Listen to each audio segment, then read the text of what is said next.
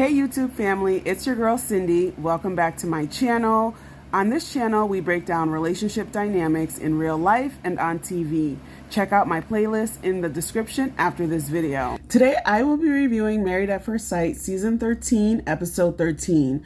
We are less than 3 weeks away from Decision Day, and the couples are sitting down individually to talk to Pastor Cal and Dr. Pepper. It is very interesting and frustrating at the same time. Let's jump right in. We'll kick things off with Mirla and Gil. So Pastor Cal speaks to Gil. He said that Mirla is very caring and loving. He's passionate and they are honest with each other.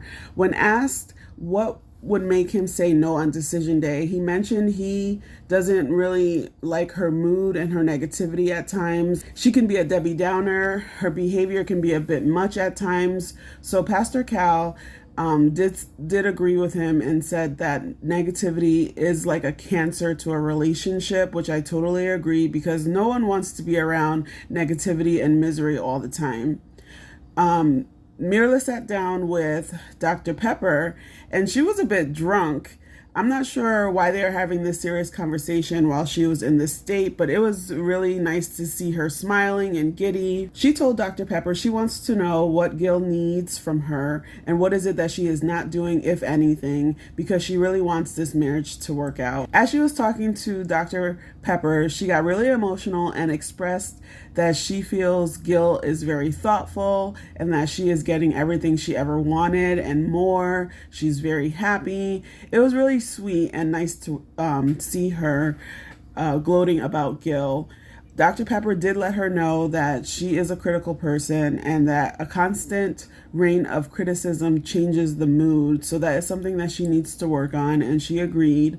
Then they met up afterwards to chat about what they talked to the experts about. Gil brought up her moods and asked, what can he do when she gets like that? She said that he's already doing it. He makes her laugh, which is a distraction of getting her mind off what it is that she's either annoyed about or doesn't like. He asked her to be considerate of others and that, her mood does changes his mood, which he doesn't like. What I like about Gil is that he is honest with Mirla without being rude or mean.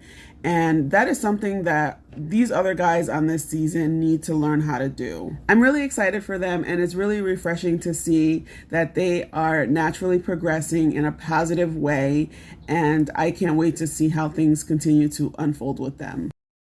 On to Michaela and Zach.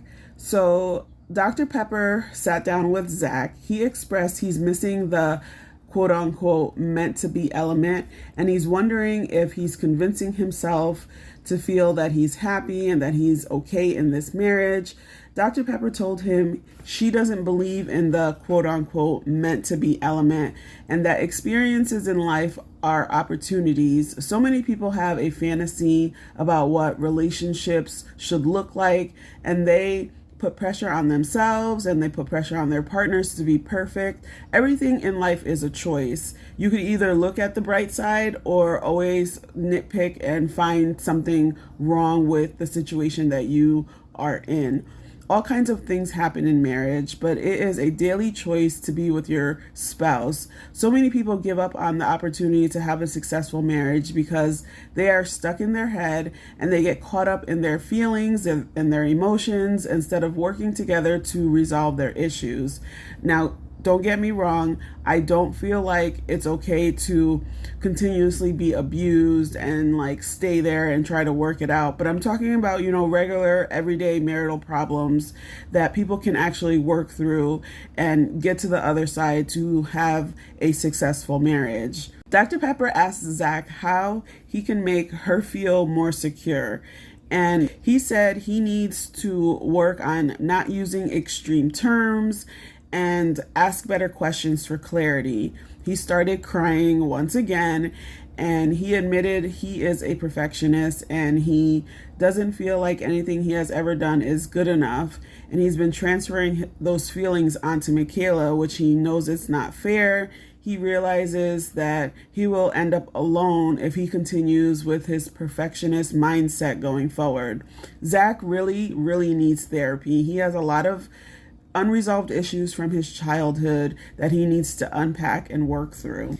Pastor Cal met with Michaela. She told him that things are getting better, but it was, 3 to 4 weeks of bad. They've had 1 week of good. She's hesitant. She wants to know what was his actual picture of marriage when he came into this process. She also mentioned that she wants Zach to know what makes him happy. She feels like he is in a state of unhappiness and she doesn't want to take on the responsibility of being his source of happiness. She and Pastor Cal talk about contributing to your spouse's happiness. Yes, I do believe that two people need to be whole and come together because, they sell us this idea of he's my better half or she's my better half, but it's really two whole people coming together to become one. And I understood what she meant by not wanting to take that responsibility of being his source of happiness. But I do also agree when Pastor Cal says that she should be able to contribute to that happiness, because in a marriage, you're living with this person morning, noon, and night. And if there's something going on where one spouse is unhappy, it does affect the other spouse. So that's something that they would need to work through. When they met up afterwards, he told Michaela he had a breakthrough moment during his session with Dr. Pepper. He had envisioned his marriage to be something that would bring him happiness, but Michaela's version of marriage is achieving goals together. She told him his words and his actions will help her to feel more secure, and I can understand where she's coming from. Security in a marriage is very important, and it's not a good feeling to wonder if your spouse will leave every time there is a disagreement or when the marriage is experiencing a rough patch. He says he's trying, but she doesn't believe him when he talks about their future. Something about him is not coming across genuine, so I understand what she is talking about. He seems to be going with the flow and not really invested in the marriage. So later on in the episode, there was a couples volleyball game, and after the game, Zach and Michaela were on their diary cam going back and forth about a conversation they had regarding decision day, and they both said that if today was decision day, they would probably say no. So Michaela felt some type of way and didn't want to sleep in the same bed as Zach. And Zach didn't feel sleeping in separate beds was necessary, so he went home. Then we see Zach having a group chat on Zoom with his brothers. One of his brothers was automatically taking Zach's side without really understanding what happened. And I didn't really like that because he just automatically was like trying to say, Zach is doing all of this stuff and Michaela doesn't appreciate it and blah, blah, blah. Zach told them that since he had went home for the night, Michaela texted him and said she was moving out of the apartment. These two thought marriage was going to fix their individual issues, but it's only bringing out their immaturity and lack of relationship experience. And based on the previews that we saw for next week, it's going to get intense. My heart really breaks for these two. They both want to be loved, but they don't know how to show love to each other. As for Rachel and Jose, I missed their individual chats with the experts, but I did catch when they sat down together afterwards. Jose expressed his concerns about her leaving when things got tough, and he wants to know that she won't leave again. And I'm thinking, well, how about you never lock her out again, and you need to watch what you say and how you talk to her. These men are a mess this season. They do things, then they act like they don't know what happened, what the problem is. This season is really toxic, and I don't believe Jose will be able to control himself if he doesn't get some professional help, i.e. therapy or anger management. He mentioned his parents' divorce was a trigger and that he's trying to do things differently. And it's like, dude, if locking your wife out in the middle of the night is quote unquote doing things differently, then Rachel, my dear, you need to believe what he's showing you and leave. Unless he puts forth the effort to really get help for his temper, because it's not looking good. I believe people can change, but no one can change on their own. And if he doesn't actively show he is taking the steps to get the tools he needs to shift his behavior, he will continue to do what he's always done. And I don't know how Rachel's able to look past that. I do think she is keeping that in the back of her mind. She did mention that if he did that again, she would be out, but I'm not even sure how she's able to recover from that whole situation with that weak apology that he gave her last episode, but I guess we'll just have to see what happens. Moving on to Brett and Ryan. So Brett sat down with Pastor Cal and she was basically saying she's confused because he acted one way during the wedding and the honeymoon, and now he's done basically a 360. They do a flashback showing him saying how grateful he was to be matched with her, but I knew from the jump he was just saying anything. The body language in their wedding photo was very telling for me, but Brett is questioning if he is capable of giving her what she needs, and it's like, girl, he doesn't want to give you what you need. He doesn't want to be with you, period. And she also said that there's no intimate connection or conversation. Brett really just needs to move on with her life at this point. Ryan is not the one. Pastor Cal tells her they need to put forth the effort to communicate and that she needs to ask him, when did he give up on the marriage? And then we see Ryan sitting down with Dr. Pepper. He said he realized when they had that visit with Dr. Viviana that he had basically checked out and that communication has been an issue for them.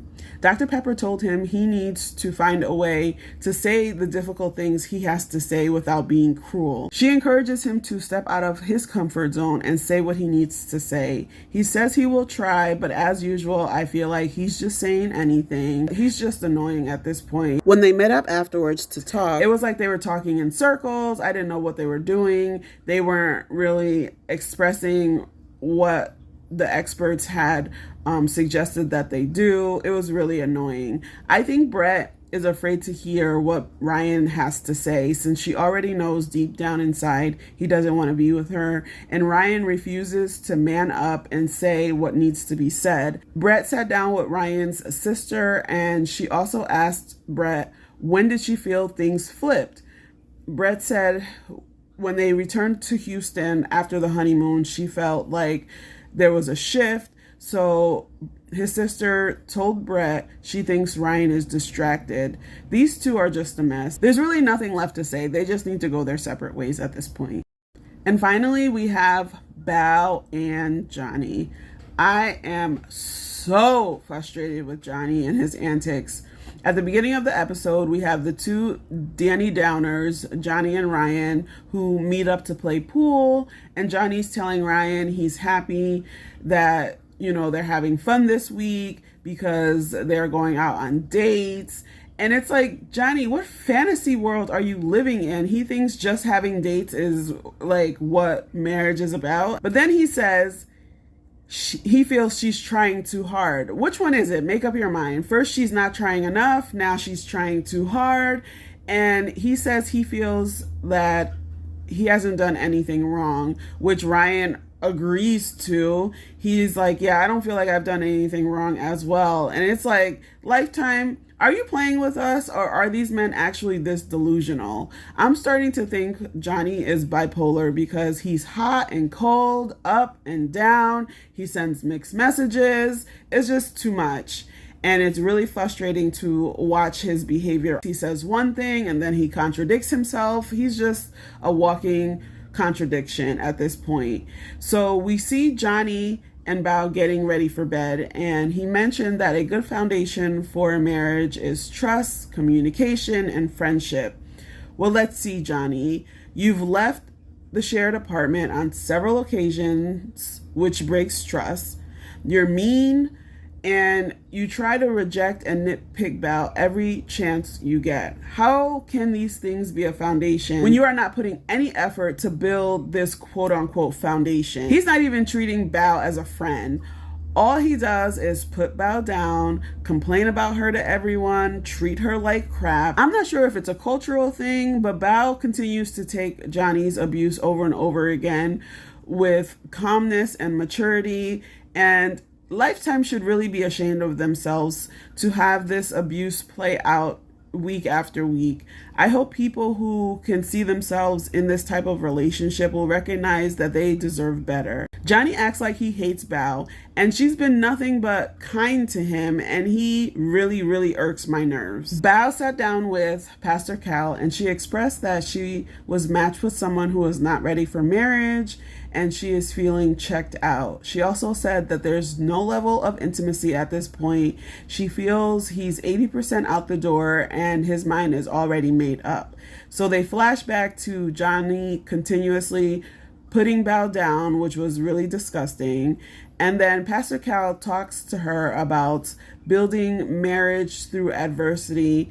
But what have they really been through exactly? I really don't understand what adversity have they been through. When I think of adversity in a marriage, I think about adjusting to having a new baby, a grieving process for death in the family, illness, loss of a job, and a list of other things. They haven't been through anything tough, in my opinion. Johnny is just tearing Bao down, continuously lashing out on her, throws a tantrum, and is extremely cruel. So we see Johnny sit down with Dr. Pepper, and he tells her that he feels he's being someone he doesn't want to be when he's with Bao. So I'm like, leave. Why do you keep coming back? If that's how you feel, leave and stop coming back and making false promises.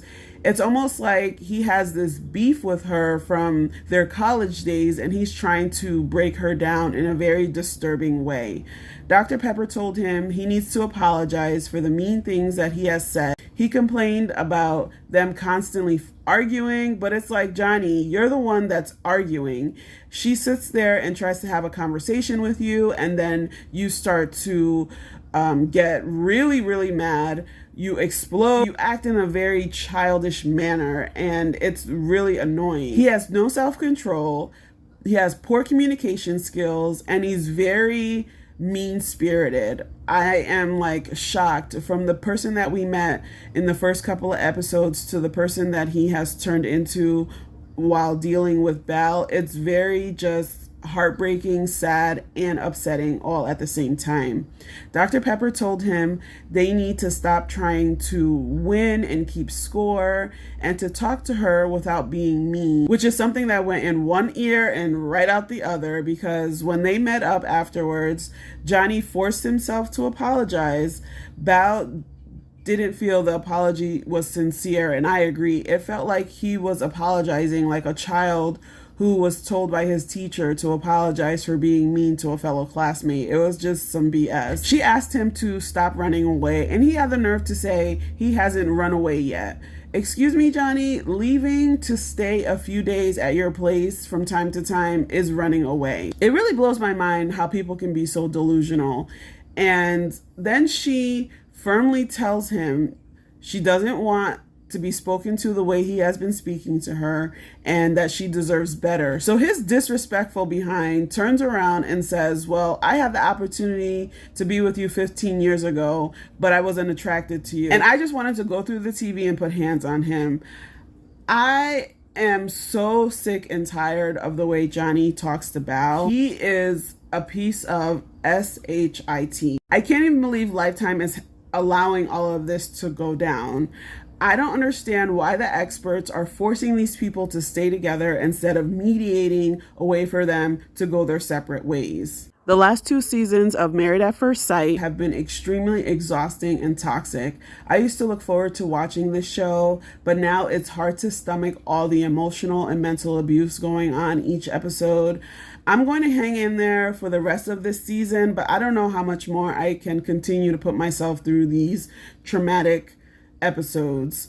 Comment your thoughts below. Do you feel Married at First Sight has gone too far at this point with matching people for drama and ratings, or is it just me? And we see that Hurricane K is finally going to hit our screens next episode, so join me here next week.